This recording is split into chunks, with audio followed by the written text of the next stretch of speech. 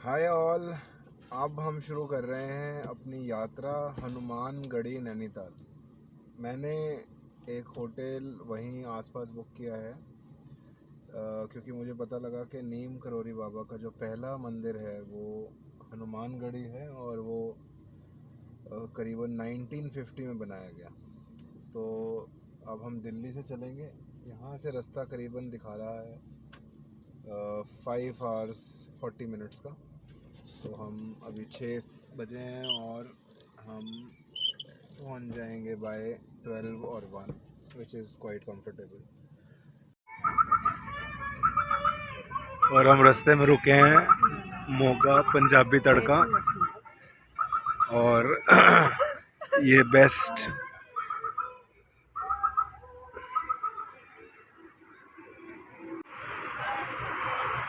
गजरोला सबसे बढ़िया जगह है रुकने के लिए अगर आप दिल्ली से ट्रैवल कर रहे हैं।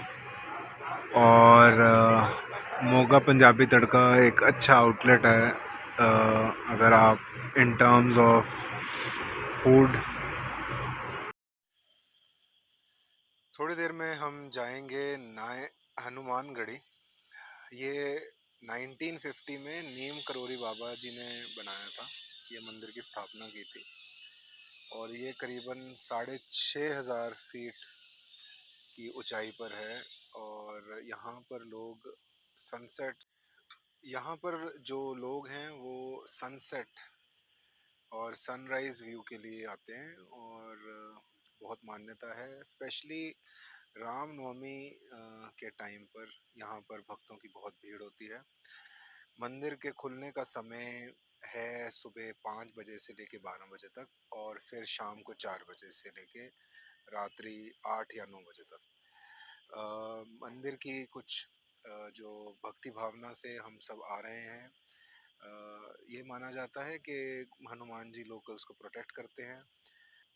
और ये जो अच्छी बात ये है कि मैं कई बार नीम करोरी बाबा कैंची धाम गया हूँ, लेकिन मेरा ये दिल था कि जब मुझे पता लगा कि ये पहला मंदिर 1950 में बाबा जी ने स्थापित किया है, तो मैंने बहुत ही नज़दीक एक जगह रहने की डिसाइड की, सनसेट रिजॉर्ट के नाम से। एक तो वहाँ पे सनसेट बड़ा अच्छा दिखता है, मैं शाम को उसका वीडियो बनाऊंगा जहाँ से आप सनसेट देख सकते हैं। और वादियों से घिरा हुआ है ये रिजॉर्ट। तो चलते हैं हनुमानगढ़ी टेम्पल। और हम आ गए हैं हनुमानगढ़ी।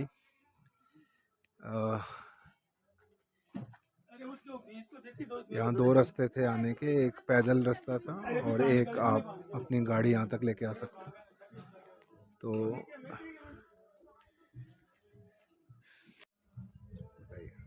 ये हनुमानगढ़ है, ये महाराज का उत्तराखंड का समझ लीजिए कि पहला धाम कह सकते हैं। 1950-51 में निर्मित हो गया था ये।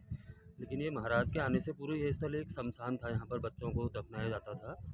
तो महाराज ने यहाँ पर बोला कि यहाँ पर हम बजरंगगढ़ बनाएंगे, इसको हनुमान स्थापित करेंगे। तो जब यहाँ पर मंदिर का निर्माण शुरू हुआ तो ऐसा बताया जाता है कि वो जो दिन में जो कंस्ट्रक्शन होती थी, रात में सब आत्माएं उसको गिरा देती थी। फिर महाराज ने यहाँ पर एक हनुमान स्थापित करे तो इतना विशाल मंदिर बना। जब मंदिर बन चुका तो महाराज ने बोला कि अपने सहयोगियों को कि यहाँ पर भंडारा होगा, विशाल भंडारा।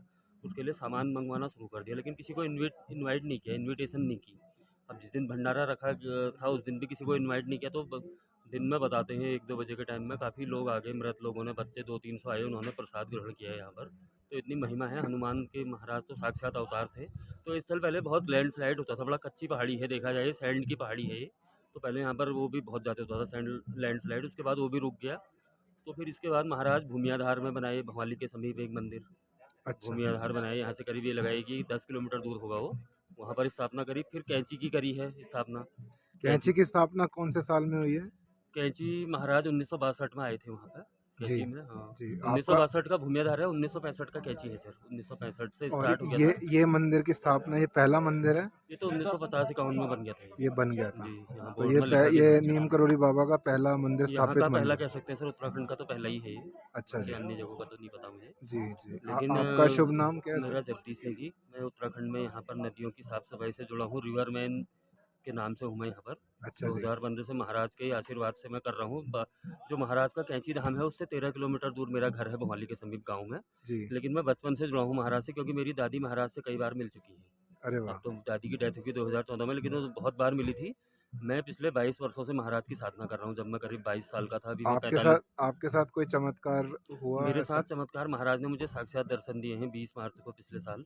क्योंकि जी, मैं नदी जो महाराज के धाम से, जो उत्तर वाहिनी नदी गुजर रही है महाराज के धाम से, जी, जो कैची धाम अगर आप जाएँ उसके बगल से एक पवित्र उत्तर वाहिनी शिप्रा नदी गुजर रही है, जो जी, उत्तर वाहिनी है।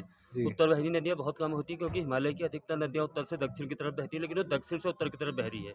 अच्छा, almost all river flows north to south, but that flows south to north. महाराज के अच्छा, धाम के बगल से गुजर रही जो, उसका ठीक है। नाम शिप्रा है। जैसे उज्जैन में सुना होगा आपने शिप्रा, इसका नाम भी शिप्रा है। और एक बार उस नदी, जब महाराज का मालपुए का भंडारा चलता है, महाराज जब जीवित थे कैंची में, तो भंडारा चल रहा था, घी खत्म हो गया मालपुए के लिए। जी, तो महाराज ने बोला कि इस नदी से पानी मंगवाएगा, तेल के खाली पीपों में, वो कढ़ाई में डालते घी में बदला है, उसके बने हैं मालपुए इसी के, और महाराज ने घी आने पर उसमें डलवाया है।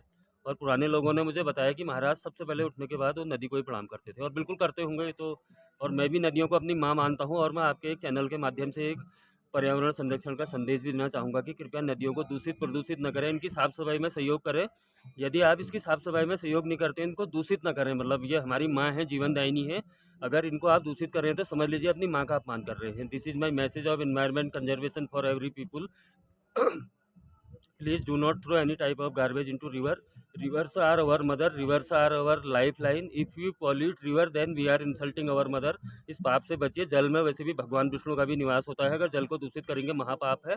संसार की सभी सभ्यताएं नदियों के किनारे ही फली फूली हैं, आप देखें तो इनको बिल्कुल बचाइए। पूरे देश में खत्म हो रही है नदियाँ, जीवन खत्म हो जाएगा अगर नदियाँ खत्म होंगी। तो मेरा ये संदेश देना चाहूँगा मैं। बहुत जी। बहुत धन्यवाद आपका, बहुत धन्यवाद।